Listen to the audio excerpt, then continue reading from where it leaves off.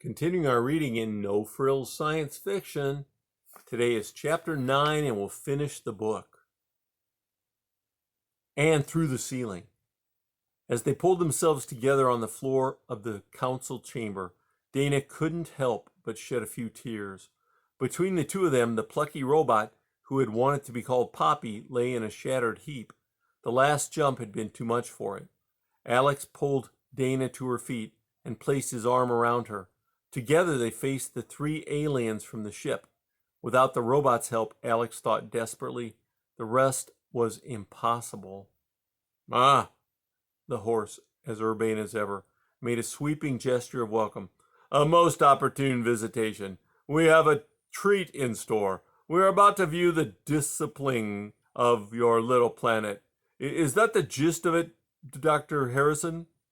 I'm afraid so. A tired voice replied from the back of the room. Alex whirled around in time to see his father brutally shoved forward. Propelling him from behind was the traitorous Admiral Haig. "Dad!" he cried. "Alex!" was the bewildered response. "What are you doing here?" It hurt Alex to look at his father. The proud scientist was now a broken man. His eyes were cloudy, his voice dull and listless. Ill treatment or strain had done what Alex would never have believed possible, robbed the man of his dignity and mantle of competence. Hot tears started down his eyes. "Dad, are you all right?" He started across the room. "Does it matter now?" the horse creature interrupted sardonically. "Your execution and that of all your kind is imminent. Your species has been tried and found guilty." "Guilty?" Dr. Harrison cried out. A little of the old energy crept into his voice as he threw the captor's words back in contempt. "Guilty for living, you mean? And tried by a culture so decadent and so old that it doesn't remember what life is? A kangaroo court and a horse for a jailer? You revolt me." "Tried and found guilty," the horse repeated. "You've assembled 1,000 representatives of your species here. From the inception of your kind to the present, you've been tried by the only meaningful criterion, your usefulness to us, and you've been found wanting, found to be useless. When a species is too stubborn or vicious to train, it is exterminated. You will be exterminated." The creature turned its attention to a large view screen set into the wall of the chamber. Beckoning to Haig, it continued, "If you will do the honors, Hirlak." The name was alien and guttural in Alex's ears. The creature that was Haig reached into his jersey and pulled out a small control device that caused the screen to glow with a bright green light. As the screen slowly resolved into focus, Alex could see that the light was cast by a pleasantly verdant planet, as seen from space. He could just make out the continents. "Earth." Haig spoke up now. "As you see, your home planet. And I can destroy it all by pressing this little button. As a poet of yours so aptly observed, some say the world will end in fire. An amusing conceit." His finger poised over the device. "And now for the fireworks." With a roar of rage, Dr. Harrison launched himself at Haig. The tackle threw them both to the floor. Dropping the control device, Haig went for his laser gun. With a savage motion, he broke the doctor's hold and squeezed off a burst at point-blank range. The room seemed to explode with a brilliant blue-white light. Haig fell back, stunned, and Alex's father lay caught in a terrible, searing tableau at his feet. Alex rushed to his father in an agony of emotions while Dana swung a roundhouse blow at the partially blinded Admiral. The blow connected, and the imposter groped at his face, the gun dropping from his hand. Dana snatched the weapon and fired off a quick flurry of shots. Haig sank slowly to his knees and then collapsed to the floor. Sticky Face and Pinky were caught in the mid-retreat and joined him in the eerie lit tableau. Overhead, the screen pulsed with a final glow and darkened. On the floor, Alex was cradling his father's head in his lap. When the final light from the screen faded, the dying man's eyes seemed to hold the glow for a few moments longer. He said, "Don't give up, son." Then he was gone. And emotionless and immobile as before, the horse being surveyed the scene. Over him stood Dana with a smoking laser gun in her hand. "Alex!" Her voice was full of sympathy, but her words were insistent. "We've got to get moving. We still have all those people in the compound to look after. You!" She pointed Horsey in the side. "Which way is our ship?"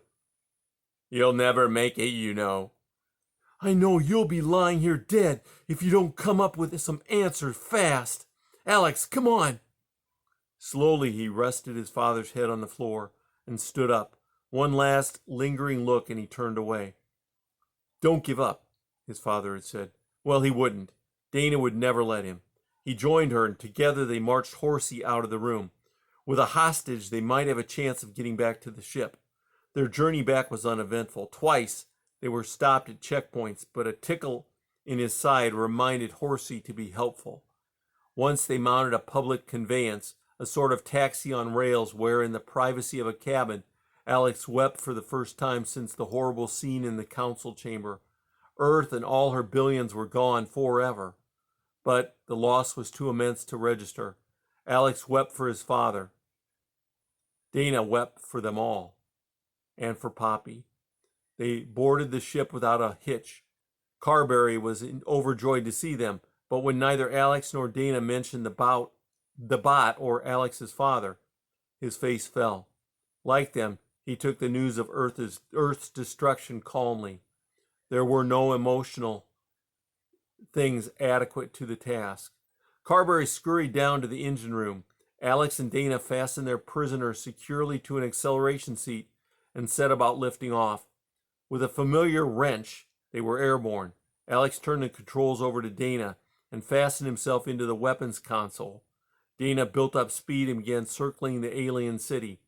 At its center was the arena and the human compound, but first they planned to cause as much confusion and destruction as possible. As Dana was making her sweeps, Alex was riding his joystick. Ranks of buildings suddenly burst into flame below them. Alex was aiming for anything as long as the targets held out. The city was plump and easy. Never had he taken such a fierce joy in destroying. Those weren't people down there, or even aliens, but simply his father's murderers. A hot wind fanned the conflagration. Firestorm. Everywhere Dana looked, the city was exploding in flames. Whole buildings went up without the assistance of Alex's laser fire. The heat in the streets must be terrible, she thought. It was now or never, if they were going to rescue the colonists. Wheeling the spaceship around, Dana headed for the center of the city and the human compound. Behind her, she heard a final blast from the laser gun. Then Alex was at her side. "They have enough to keep them busy for the moment down there," he said. "But we'd better pick up the people in the compound right away, and then make a brief pass over the teleportation station." "Do you think that's necessary?" Dana asked. "Do we have a choice?" Alex demanded. "While creatures like him," he gestured over his shoulder at Horsey, "can roam the galaxy, no civilization is safe. No, we'll blow it up, and this world at least will be in for a long, dark age." Below them, the compound swung into view. Dotting its yard, matchstick figures could be seen trapped in the midst of a holocaust. Alex took the controls and set the ship down gently in front of the long dining hall, while Dana helped the professor open the cargo doors. It was only a matter of minutes before the last human survivor was loaded on board. Many had never seen a spaceship, but none had to be persuaded to leave this terrible world and the fire that was enveloping the city.